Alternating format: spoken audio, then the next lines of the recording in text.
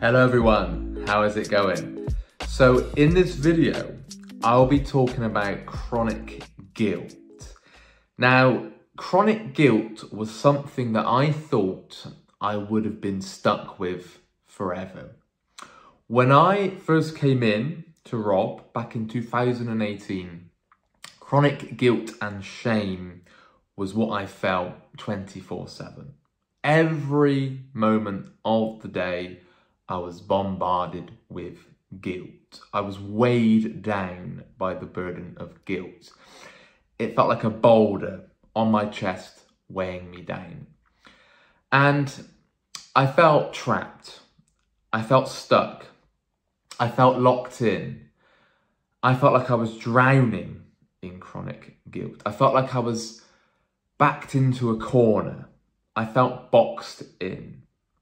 I felt broken. I felt like the exception. I felt completely and utterly treatment resistant. Now, it's important that I do this video because there are so many people living with chronic guilt and shame that OCD is intensifying, that OCD is amplifying. OCD ramps up the chronic guilt and shame. Many people that I speak to as an OCD coach are suffering with chronic guilt and shame. So you're not alone. There is so much hope. And you're about to hear from somebody right now that thought they could never, ever come out of the guilt cycle, ever. I thought my life was destined for chronic guilt. I thought I was doomed to suffer from chronic anxiety and chronic guilt for the rest of my life. Why? Why did I feel like that? Now, with chronic guilt and OCD, any form of distraction is nullified, right? The enjoyment is nullified. Any feeling, any good feeling, any feeling of excitement, enjoyment, happiness, pleasure, satisfaction, guilt just cuts through that like a knife through butter. Boom, nope. Now, what it will do, it's going to look for things in the past. Okay, OCD loves things in the past because it knows you cannot change that. It knows it cannot be amended, that you cannot go back unless you develop a time travel machine and change something in the past. You're not going to change it, right? Which is obviously impossible. So it's going after things that cannot be changed. And it's also going after intrusive thoughts. So let's say you're dealing with quite a moral or taboo related fear that OCD is latching to. It's very common to feel chronic guilt. If only they knew, you know, when you're in society, when you're speaking with others, when you're socializing, when you're out working, when you're living life. It's if only they knew I had such a thought. If only they knew I had this intrusive thought, this intrusive image, this intrusive name, this intrusive urge. If only they knew about this false memory, this real event from the past. And that was a bombardment of guilt. Boom, boom, boom. And the problem was, I thought the only way that I could get relief, because I had real event false memory OCD, but linking on to all the moral and taboo fears. OCD was convincing me that I was the worst person on planet Earth. I had a fear of being a bad person, fear of being a societal outcast, fear of being abandoned, fear of being rejected, fear of life being ruined, fear of just nobody wanting anything to do with me, right? And obviously the fear of self-rejection, the fear of feeling the guilt forever and so on. So I thought the only way I could get relief would be to work this thing out in the past. Okay, to figure it out, to solve, to get an answer, to get to the bottom of something. Now, as you know, watching this video, that is an exhausting, painstaking, tiring battle because you can't get anywhere. You really, really can. You feel like you're about to get certainty on something. You feel like you're about to work something out. I had many moments like this where I thought I was so close. I was within touching distance. I was about to reach out and grab the answer that was going to bring me long-term peace and relief and let me off the hook for good. But it never delivered. It never delivered. OCD kept moving the goalposts. It kept failing to deliver on its promise that if you just work this one more thing out, Sam, then you'll be at relief. then you'll be at peace. And then you can go and live your life guilt-free. Then you can go and thrive. Then you can go and focus on your career. Then you can go and focus on your relationship. Then you can live your life. I kept falling for the trap every time. This is why one of my biggest compulsions was confessing. I used to confess compulsively for relief, to getting things off my chest. Can't live a secret, can't live a lie, can't hold back this dark secret. You have to tell somebody, you have to tell somebody. And my partner was the soundboard for this. Every confession, every intrusive thought, every false memory, every real event. This one's the last one. No, promise, I promise you, this one, can I just confess this one? Because then I can be at peace, and I need to make sure that you don't reject me because of this. I need to make sure that this is fine, this is normal, this isn't bad, this isn't immoral, this isn't wrong. Tiring, absolutely exhausting, but exhausting experience. Okay, and then I would confess to my partner, and then guess what? Guess what happened, guys? OCD moved the goalposts. It found something else. It twisted something. It manipulated something. It made something else feel even more real. It convinced me of something else. It hit me from a different angle. It found a way in through the back door, and around we go again. Going round in the compulsive cycle of working things out, chasing relief, chasing certainty, desperate for the answer, desperate for the fix that's going to cure you, and then you can go and live your life. That is the trap. That is the trap. OCD will keep moving the boundaries. It will get you within touching distance, and then it nestles just out of reach again, so it feels like you're so far, but so close at the same time. That's how it will feel. I've experienced this many, many times with real event false memory OCD. Many, many times. This one felt different. This one felt like the exception. No, this one requires confession. This one requires working out because this one's real. We've all said that, and wow, if I got given £1 for every time somebody tells me that this one's different, this one's real, yeah, but Sam, this one's different because of X, Y, and Z, I'd be a very, very rich guy, okay? Because every time OCD will convince you, it's very good. That's the nature of the disorder that you've got. It's very good at convincing you that this one is real and this one is different and this one requires immediate, urgent attention and it needs working out, otherwise you can never be at peace. That's what it's going to do. The extreme cases with chronic guilt, it can even lead you thinking that the only way out of this is handing yourself into the police, handing yourself into the authorities to get relief. It can feel like there is nowhere else to turn. But even if you did that with chronic guilt and shame and OCD, you'll be sat in speaking to the authorities, and as you confess one thing, here comes the next thing, here comes the next thing, here comes the next thing, right? It never ends. It's a futile pursuit, this chasing certainty. It's an endless road. You're going nowhere with it, okay? We're going to have to stop confessing or seeking reassurance or Googling or whatever compulsion you're doing to get relief or to get some kind of certainty. It's a trap. It's an illusion. OCD is a scam artist. It's a con artist. It's scamming you once again. Do not fall for the trap. This is bloody hard though. It's very, very hard because I know full well through lived experience how difficult that feels because it feels so convincing. Plus, when the fears are incredibly high and when you're absolutely terrified of the worst case scenario, you feel compelled to do the compulsion. You feel compelled to confess. You feel compelled to work things out. You feel compelled to get the answer. Okay?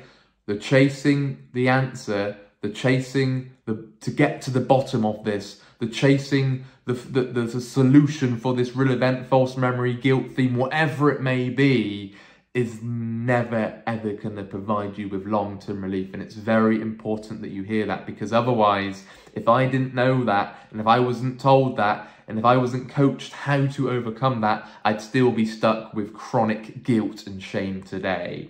I would still be trapped. I would still be boxed in. I'd still be drowning. I'd still be wallowing in the guilt and shame. That the torturous cycle that we go around in our heads to get relief, it never, ever is satisfied. OCD is never satisfied. Even if somebody told you, right? This is always a great way of looking at this, of how extreme OCD goes. You could get actual certainty or something. So let's say you had a fear of harming somebody, right? And somebody could tell you, no, you did not harm me. You didn't harm me. You didn't do anything. You did nothing wrong. You did nothing wrong, right? You could tell them that. They could tell you that. And OCD still wouldn't be satisfied. It still wouldn't be at peace with that. Okay? Now, although that certainty is still an illusion, because obviously they could be lying to you, of course, but even them telling you that you haven't done that, stop worrying, it will not satisfy OCD. And I'm pretty sure you're watching this video thinking, yeah, I've had, people have told me I've done nothing wrong. People have told me this, people have told me that, right? But then OCD is going to still not be happy with that, because it's going to say, yeah, but what about this? What about this drunken memory? What about this thing you did when you were 13 during sexual development? What about this thing you did last night and you can't quite remember because it was in the middle of the night? What about that? What about this intrusive thought that you had at the unwanted time? Did you want that thought? Did you like the thought? Oh God, you need to hand yourself into the police. Oh God, you need to work this out, why the thought came in. Oh God, you need to work out your intentions. You need to work out if you did it deliberately, if you did it on purpose. You need to know this, otherwise you can't ever be at peace. That's how it's going to feel. This is why we go towards even if it were real. Because let's say somebody has done something with real event OCD, okay? Or just real event in general, because humans can make mistakes, humans can do wrong, humans can do immoral things, humans can do a bad thing, right? And let's say they feel terribly, chronically guilty over that, you can't just say, oh, it's just OCD. That ain't gonna work, because no, you could have genuinely done something wrong. Right? So even with false memory OCD, you can't just say, oh, it's just my OCD, because OCD is going to convince you that it's real anyway, okay? So this is why we have to approach it even if it were real, because two things: false memory, OCD is going to convince you that it's real, and it could also actually be real. There can be real event OCD. There could be something that's actually happened and we are chronically guilty over, right? So it's very important that we're breaking down our beliefs, our perspectives on what it is, whatever it is that we're scared of. Okay, so this is where the belief work comes into it. This is where we talk about in coaching calls, we talk about unconditional acceptance, we talk about all kinds of belief work of how we can change our rational beliefs, our irrational demands, our catastrophizing, our low frustration tolerance, our undeservingness, our unfairness, our self-downing, life-downing. The first book on our reading list explains this really well. It introduces you to how we can start thinking more rationally. But ultimately, the bottom line, if you're watching this video right now and you're quite new to chronic guilt, or you've suffered it for a long time and you're quite new to how to get better, your thinking will be fueling your disturbance. So always remember this, that it's not the thing in the past that's disturbing you. It's not the real event. It's not the false memory. That contributes to how you feel, but it's your current perception. It's your current view. It's your current outlook. It's your current belief on the particular thing that's fueling the emotional disturbance. That is what is causing the chronic emotion of guilt, shame, panic, depression, anxiety, and so on, right? So remember, you're not trying to eliminate all feelings of regret, remorse, healthy guilt, that healthy remorse, healthy regret. You're not trying to eliminate that. But when we take a look at our perception of things and we take a look at these beliefs, we're tuning down the unhealthy negative feelings, okay? The crippling, the debilitating, the dysfunctioning emotions such as chronic guilt and shame. And this is why it's very important that we tackle these beliefs, because these beliefs, these perspectives fuel that chronic emotion, which is incredibly dysfunctioning, especially with OCD, because OCD intensifies all of it, okay? Always remember that it's not the thing in the past that's disturbing you. It's your perception today. Whenever you're watching this video, it's your perception today of the thing in the past that's causing the emotional disturbance. It's how you view the particular thing. It's the shoulds. I have done something which I shouldn't have done, and because I have done something which I shouldn't have done, I am therefore a terrible, horrible, undeserving, unforgivable person that can't ever be let off the hook, that doesn't deserve any peace, any enjoyment, any happiness again, and they deserve just to live in misery for the rest of their lives. They cannot be happy, and excitement cannot happen to them, right? If you have that kind of belief, OCD is going to have a fucking field day, and you're going to feel very, very guilty because everything that you do, you're weighed down by, yeah, but you don't deserve this. You're a horrible person. You're a rotten person. You're an evil person. You're terrible. You're the worst person ever on planet Earth, right? So it's the beliefs, okay? The event in the past, whatever it may be, whatever the false memory, whatever the real event, whatever the intrusive thought, the intrusive name, the intrusive urge, whatever it may be, that is there, that contributes. Okay, it plays a part in our feelings. It plays a part in our emotional consequence. It does, okay? But the main driving factor, the main fueling contributor is our beliefs, our belief systems. It's so, so important. And in one-to-one calls, we break this down thoroughly and vigorously because it's so important that we tackle the underlying beliefs that's fueling the emotional disturbance, okay? If I didn't tackle my irrational beliefs, I would still be stuck with chronic guilt today. Very, very important. Now, unconditional acceptance saved my life. Without unconditional acceptance, I would still be stuck with chronic guilt, and who knows where I would be. Okay, so unconditional acceptance, I'll say it right in a minute. Unconditional acceptance got me into a position where even if I have done something wrong, I can still accept myself as a human being, as a fallible, imperfect human being. Now, acceptance isn't agreement. Okay, so even if I have done something wrong, which I regret, which I deem as bad, which I deem as immoral, I can view that as immoral. I can be disappointed in myself for doing the action. I can regret doing the action. I can view the action as bad, whatever it may be. You can have you can rate the act. You can rate the trait, the deed, the performance, whatever it is you're feeling guilty over. You can rate that. But the problem is then when you rate yourself as a bad person. Okay, so it's learning to unconditionally accept ourselves even if we did do something bad, even if we did do something immoral. Okay, it's not the thing that's causing the guilt, it's how you view yourself for doing the thing. Okay, and that is what's critical. But as you apply unconditional acceptance, as you apply this over time with practice and persistence and constant application, it's never agreeing, justifying, supporting, allowing, excusing bad behaviour. You can strongly condemn bad behaviour. You can hate bad behaviour. Yes, totally encouraged. But as soon as you then hate yourself, as soon as you then condemn yourself, as soon as you then berate yourself, as soon as you then neglect and punish and loathe and lambaste yourself, you are in massive trouble emotionally. You are entering the realms of emotional ruin. You are going to get into a place where you're in emotional turmoil because every time you open your eyes in the morning, it's boom, boom, boom. You are the worst person ever. You're undeserving. You sick fuck, you twisted this, you evil that. It's going to be doing that, okay, because of what you're labeling yourself. So always remember that the guilt is self-created. We create our own guilt. We inflict our own unhealthy emotional feelings by our belief systems. It's so, so important. When I first came in, I had conditional self-acceptance.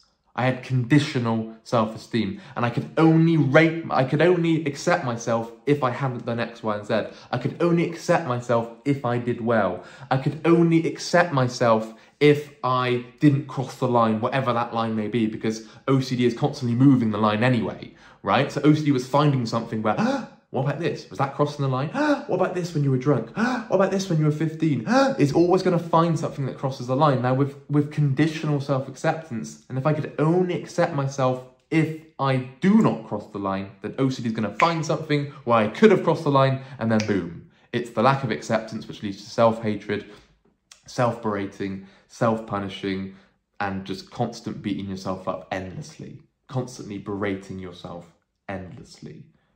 Okay, I know how this guilt feeling feels. It is incredibly intense. It doesn't rest up. It doesn't give you much respite. It doesn't ever just go, oh, do the healthy distraction, it's fine. Even during healthy distractions, even through things that I try to enjoy, go into football, go into music, watching a film, listening to music, exercising, during intimacy, whatever, anything that I was trying to enjoy myself, it was boom. You don't deserve to do this because you are the worst person ever. You can't be happy. You just cannot be happy. You can't ever let yourself off the hook because of X, Y, and Z.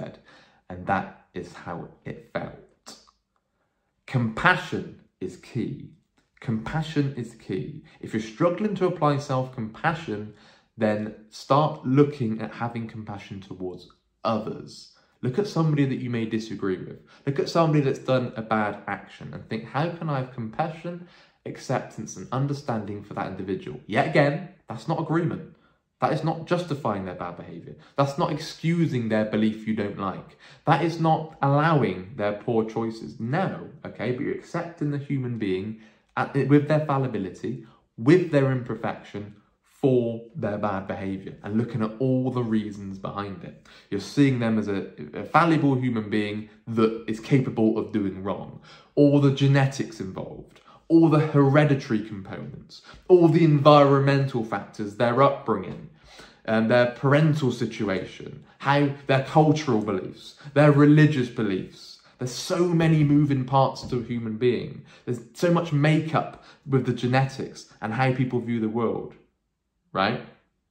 It's not as simple as that person is bad, they are condemned forever. Because when you start looking beneath the surface with a rational mind and with an unconditional accepting mind, so in this case it'd be unconditional other acceptance, you start observing and thinking, well, hang on a minute, why did that person do what they do? What led them to perform that action? What led them to do that bad thing? Now, this isn't agreement. This isn't justifying. You're not trying to excuse their behaviour at all. You can strongly condemn their poor behaviour, but you can't try and see, well, why has that person done that? Why has that person committed a crime? Why has that person have that religious or political belief? Why do they do that? Why do they think that? So you start looking beneath the surface, looking at all the different factors, all the different components, all the different moving parts to a human being and all their experiences and what they've been through, and just trying to make more sense of it whilst still condemning their poor behaviour, their bad action, or whatever it may be. Okay? It's very important that we do that, because if we don't, then we're going to be very quick to judge.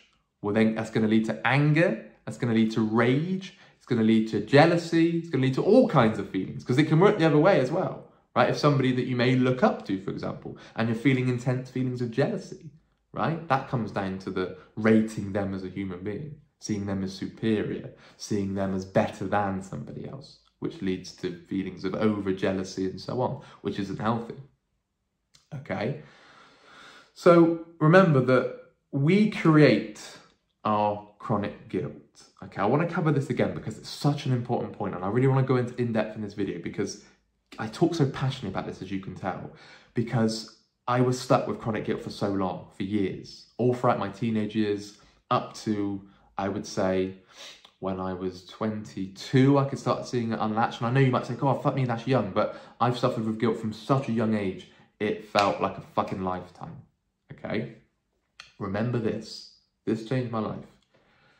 Human beings can be guilty of something, but feeling guilty is a self-created concept.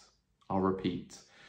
Human beings can be guilty of something, as in they can do anything wrong. They are physically capable of doing something wrong. Any human being is capable of doing something wrong and being guilty of that thing, okay? Any human being can do that.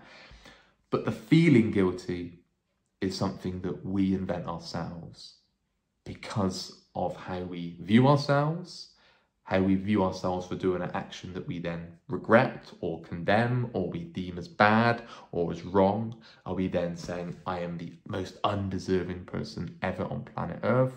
Are we saying I can't ever be let off the hook? Are we saying that I deserve to be miserable? Well, that is self-created, that is self-inflicted, okay? So although you might say, well, that belief is normal to have, okay, it might be normal to down yourself and to hate yourself and to lambaste yourself and to loathe yourself. It could be normal, right, but is it healthy? No. Are you chronically disturbed? Yes. Are you feeling chronic guilt to a completely debilitating level? Yes, I certainly was.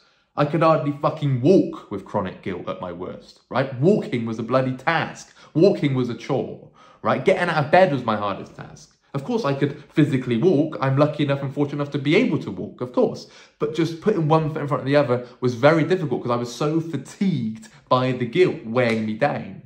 I lost all motivation. My motivation was zapped. My determination was completely zapped. Any desire that I had, any career desire, any relationship desire, any life desire, any hobby, any passion, any interest of mine was completely nullified and completely numbed because of the intense chronic guilt.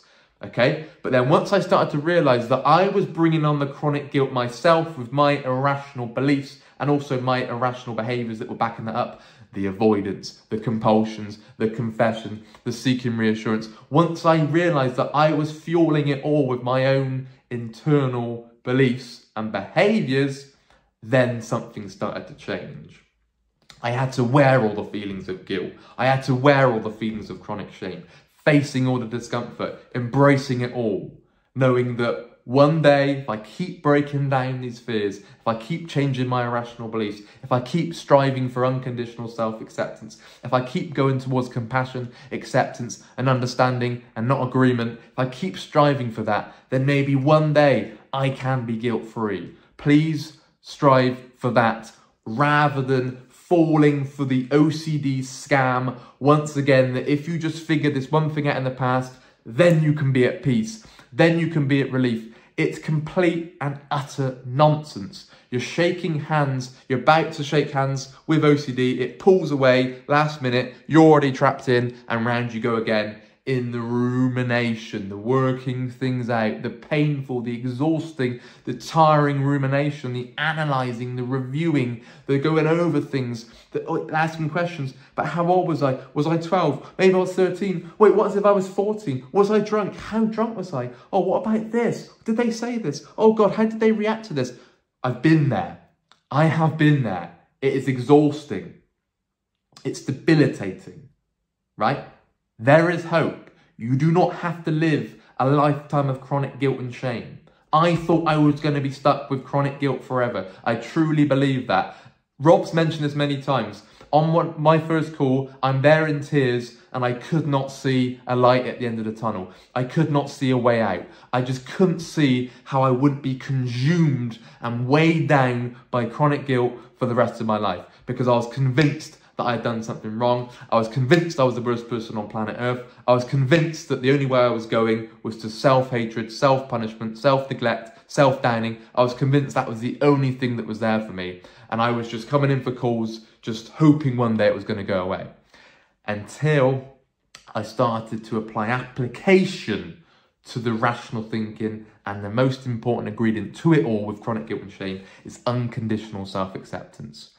In coaching calls, I hammer home unconditional self-acceptance because I know the importance of it. There's so many ingredients to recovery, of course, but the main thing with chronic guilt and shame and recovery is impossible. It is impossible with chronic guilt and shame if you do not have unconditional self-acceptance, because OCD is finding a way in. It knows. OCD is not stupid. It knows what you can't accept. It knows something that if you have done X, Y, and Z, you could never accept yourself and life's over and I'll be the worst person ever and I could never, ever live with myself if I've done this. OCD knows that, so it's targeting it, it's finding it, and it will root it out. It's hunting it, it's searching for it, it will find it. Okay, it is very, very good at doing that because it takes orders from the irrational beliefs. If you are stating that you are the worst person ever, if you have this thought, then that intrusive thought is going to come in. You're going to get bombarded by those intrusive thoughts and you're going to be locked in the chronic guilt like an internal vice, locked on your brain like that. That is how it would feel. And it's not just that. I had many stomach sensations. I had many loss of appetite. I had many different behaviours that I would, sort of physical sensations, you know, the constant sweating, the waking up in the middle of the night, all those kind of things, because chronic guilt was completely weighing me down. And it was like I was getting choked by chronic guilt. I had no breathing room. It was like, oh my God, what do I do? And I'd come up and gasp for air at times when I would try and helpfully distract myself. And then back down again. And each day was like just getting through the day, one foot in front of the other. And I'd come home from work and go, for fuck's sake, it's just another day of chronic guilt. And I'd wake up the next day the same again. And that was where I was stuck in that depressive cycle with the fear of being stuck forever and so on. Okay, I've been there. You know, if I was watching this video when I was stuck with OCD, I genuinely think I'd be in tears. Because when I was stuck with guilt and shame, I thought I was alone. I thought I was the exception. I thought I was the only person ever going through this. I didn't want to talk to anyone about chronic guilt and shame because I thought they were going to then go, yeah, you deserve that. You deserve the chronic guilt and shame. There's no way out for you, mate. Yeah, you're fucked. Yeah, that's it. I thought that was the case. So I was scared to even approach it. I was scared to even confront the chronic guilt and shame. I was scared to even look at the fears which was fueling the chronic guilt and shame because I was so worried about what they thought of me. I was so scared of the rejection. I was so scared to even approach the topic. Okay, so if you are watching this video and you are being absolutely battered by chronic guilt and you are being absolutely, and it feels like you're drowning in it, and it feels like OCD and chronic guilt and shame is just calling all the shots to your life, but trust me, I've been there. Everything that I did was filtered through chronic guilt. Everything, every activity that I engaged with, everything that I did was all through the lens of chronic guilt and shame until things started to change. I started to read the books on the reading list. I started to engage in regular disputing. I started to apply unconditional self-acceptance. I started to live my life regardless of the guilt and shame. I started to have self-compassion, other compassion, life acceptance, accepting the realities of life, and so on. It takes time. Fucking hell. I nearly missed a key point there.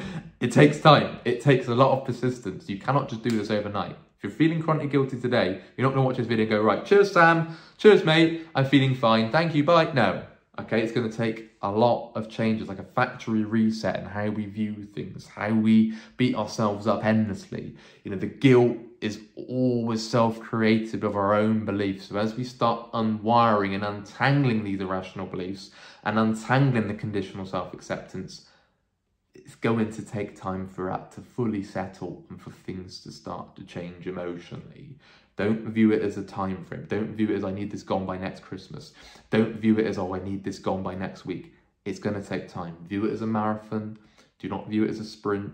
View it as a process. View it as a recovery journey. It will take time. There'll be ups and downs. There'll be relapse. There'll be setbacks. There'll be moments where the guilt increases, where it feels very intense and it feels like it's through the roof. You're going to have those moments and it will take time. Okay? But I'm going to leave you on this. There is no better place to be than to be in a position where you can be in control of your emotional destiny. You can master your emotions. You can say, no, hang on, I don't have to live with chronic guilt anymore. Because regardless of this thing in the past, regardless of what it is, regardless of what I'm going round in my head about 24/7, even if that has happened, even if the worst case was true, it's me that makes myself feel guilty by my own perspectives, my own beliefs, which can be changed with persistence, with practice, with hard work, with time, with guidance, with the right help. We can get under chronic guilt and shame. You are in charge of your emotional destiny because it's our beliefs, it's our perspectives, it's our behaviours which fuel the chronic guilt, and those things can be changed. I really dislike when people say, well, that's it, you're stuck forever, that's it, you're doomed forever. You know, there's nothing you can do about that. No, that's a disaster for mental health. No matter what it is, no matter whatever the chronic guilt is, the anxiety, the OCD, any OCD fear, no matter what it is, you're never alone. You're never broken. There's always a way out. There's always a way through this when we start being accountable for our own mental health and realizing that we control our emotional destiny due to our own thinking. When we start thinking about our thinking, we can then start seeing, right, that thinking isn't helping me. Right, and as I'm about to get cramp on this call, what a way to end this call. Right, my crooked thinking is disturbing myself. My irrational views on X, Y, and Z are causing my own emotional downfall, my own emotional turmoil, my own chronic disturbance. And then we are in the driving seat. Then we call the shots because we realise that no matter what it is that's disturbing me, I can change my beliefs on this, I can apply unconditional self-acceptance, and I can get myself to a position where I'm not weighed down by chronic guilt. I'm not drowning in chronic guilt. I'm not being tortured by the chronic guilt cycle. I hope you've enjoyed this video. If you have, please leave a like. If you are interested in one-to-one coaching calls, please email phil@ocdrecovery.com. My name is Sam. You have the founder of OCD Recovery, Rob. You have Nick, Momin, Gemma and Elliot all doing coaching calls. So please get in touch and we can get you booked in as soon as we possibly can. Guys, it's been great speaking to you. I hope you found this video life-changing. I hope it can help you. I hope it can really inspire your journey and motivate your journey to get better. You don't have to live a lifetime of chronic guilt. You can get your life back on track and you can be anxiety and guilt-free with the right persistent work. You can get there, guys. Look after yourself.